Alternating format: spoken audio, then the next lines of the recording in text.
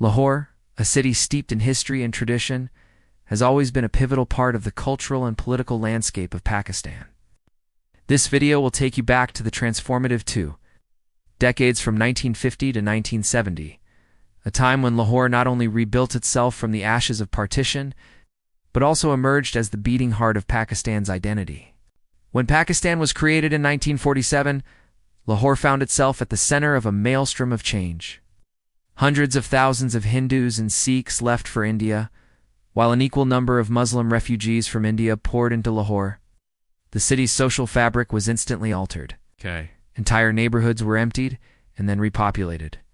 As the 1950s dawned, the government was still grappling with the task of resettling these refugees. Lahore was not just a city, it was a microcosm of a nation in the making. The spirit of resilience and survival became deeply ingrained in the city's character. But it was also a time of immense opportunity. The influx of new residents led to a rapid expansion of the city's infrastructure and services. New schools, hospitals, and businesses sprung up, catering to the needs of a growing population. Lahore was no longer just a city defined by its past, it was becoming a modern metropolis ready to embrace its role as Pakistan's cultural and intellectual heart. In the 1950s, Lahore became the capital of Punjab, Pakistan's most populous province. As such, it took on a significant political role. The Punjab Assembly, located in Lahore, became a critical center of legislative activity.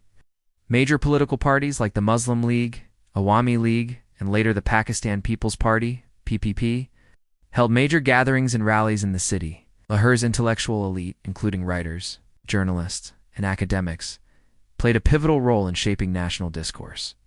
When Pakistan adopted its first constitution in 1956, Lahore celebrated with pride, its educated and enlightened populace taking a central stage. However, the political climate was not without its turbulence. Frequent changes of government and instability often spilled onto the streets of Lahore in the form of protests and demonstrations. The city became a stage where the ideals of democracy and nation-building were passionately debated and fought for. During this era, Lahore underwent significant physical changes. New neighborhoods were planned and constructed to accommodate the growing population. Areas like Model Town and Gulberg were developed with wider roads and modern housing.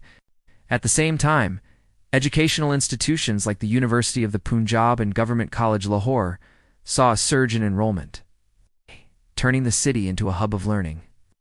This emphasis on education contributed to Lahore's image as the country's intellectual center. The 1950s and 60s also witnessed improvements in transport and communication. While the Mall Road continued to serve as the city's administrative and commercial center, new markets and public buildings were constructed, reflecting a blend of colonial and modern architectural styles. Lahore was expanding beyond its traditional boundaries, incorporating new areas and embracing modernity while respecting its heritage. Perhaps the most remarkable aspect of Lahore during this period was its cultural renaissance. The city became synonymous with literature, poetry, music, and art. Literary giants like Faiz Ahmed Faiz and Habib Jalib found inspiration in Lahore's vibrant intellectual atmosphere, producing some of their most iconic works in the city's cafes and cultural spaces. Lahore also remained Pakistan's film capital, with the city's studios producing a golden age of Urdu and Punjabi cinema. The 1960s in particular saw the rise of Lahore's legendary Qawwali singer, Nusrat Fateh Ali Khan, whose performances at shrines like the Data Durbar mesmerized audiences worldwide. By the 1960s, Lahore had evolved into a cosmopolitan city. Balancing its rich heritage with the demands of a modern nation, it was a city where tradition and progress coexisted, evident in its bustling bazaars and its forward-looking educational institutions. Lahore had become the cultural nerve center of Pakistan.